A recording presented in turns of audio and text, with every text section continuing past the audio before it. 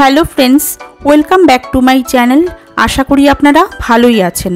আমার আজকের রেসিপি ওড়িশার বিখ্যাত ছানা পোড়া বা ছানার কেক।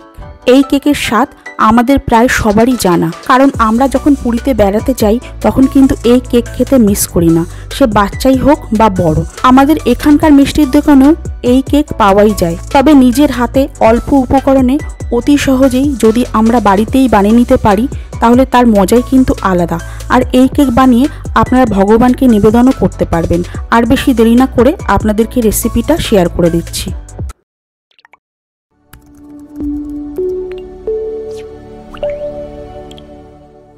ছানার কেক বানানোর জন্য প্রথমেই ছানা কেটে নিতে হবে।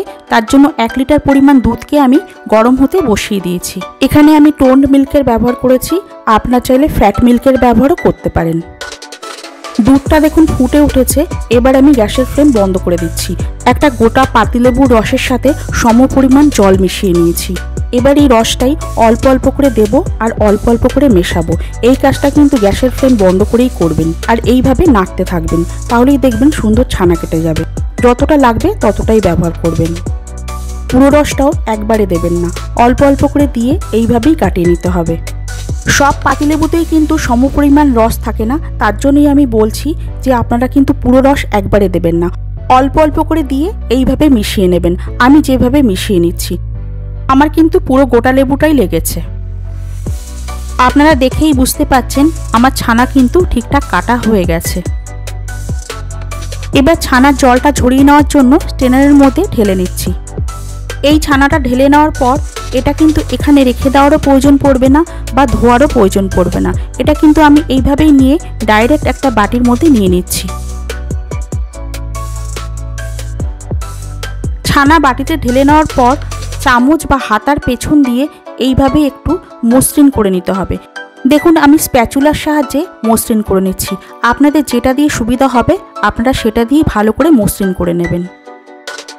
ছানাটা ভালো করে মসৃণ করে নেওয়ার পর এর মধ্যে দিয়ে দিচ্ছি 1/2 কাপ পরিমাণ চিনি। আপনারা চাইলে কিন্তু চিনির পরিমাণটা বাড়াতেও পারেন বা কমাতেও পারেন। আর এরই সাথে দিয়ে দেব অল্প করে এলাচ গুঁড়ো আর 2 টেবিল চামচ সুজি। এবার সমস্ত উপকরণ ভালো করে মিশিয়ে নিতে হবে।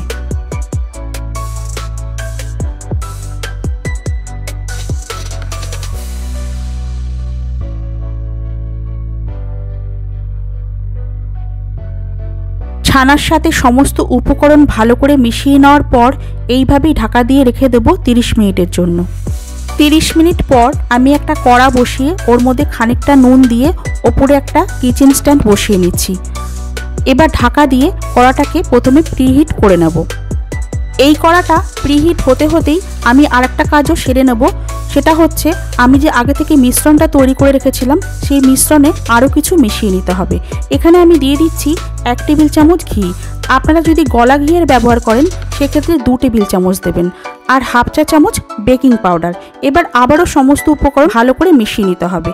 আরেকটা কথাও এখানে বলে রাখি, যদি আপনাদের মিশ্রণটা এইরকম স্ট্রাকচারে না থাকে, বেশি শুকিয়ে যায়, সেই ক্ষেত্রে আপনারা 1 থেকে 2 টেবিল চামচ ছানার জলেরও ব্যবহার করতে পারেন। আর যদি আমার মতোই থাকে তাহলে কিন্তু আর লাগবে না। এবার ছানার কেকটা তৈরি করার জন্য আমি নিয়ে নিয়েছি একটা কেক টিন। এবার এর মধ্যে প্রথমে ঘি ব্রাশ করে নিচ্ছি। এবার ওপর দিয়ে একটা বাটার পেপার লাগিয়ে দিচ্ছি। যদি আপনাদের কাছে বাটার পেপার অ্যাভেলেবেল না থাকে সেক্ষেত্রে কোনো সাদা কাগজও এইভাবে দিয়ে দিতে পারেন। আবারও বাটার পেপারের ওপর থেকেও ঘি ব্রাশ করে নিচ্ছি, এতে কিন্তু ডিমোল্ড করতে সুবিধা হবে। এবার মিশ্রণটা এর মধ্যে দিয়ে দিচ্ছি।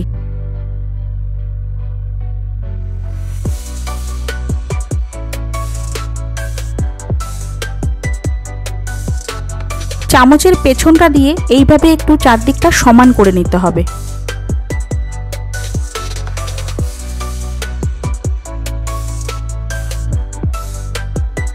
এবার একটু এইভাবে ড্যাপ করে নিচ্ছি যাতে ভেতরে হাওয়া না ভরে থাকে। এই সময়ের মধ্যেই কড়া কিন্তু প্রিহিট হয়ে গেছে। এবার আমি কড়ার ঢাকাটা খুলে নিচ্ছি। এবার এই কিচেন স্ট্যান্ডের ওপরেই কেক টিনটা বসিয়ে দিচ্ছি।